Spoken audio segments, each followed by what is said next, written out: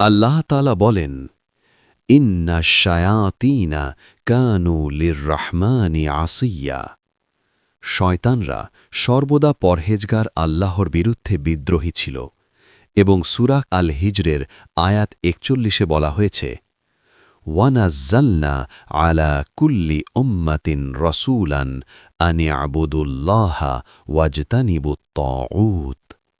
অর্থ, প্রতিটি সম্প্রদায়ের জন্য আমরা রাসূল পাঠিয়েছি যাতে তারা আল্লাহকে উপাসনা করে এবং সকল শয়তানের পথে না চলে।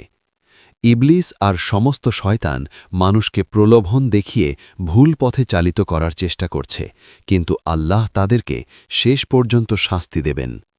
হযরত আবু হুরায়রা রাদিয়াল্লাহু থেকে বর্ণিত, রাসূলুল্লাহ সাল্লাল্লাহু আলাইহি ওয়াসাল্লাম বলেছেন, ইন্না আবলাসা ওয়াশায়াতিনাহুম ইউহশারুনা আলা উজুহিহিম ইলান নারি ফাতুদখিলুহুমুন নারু।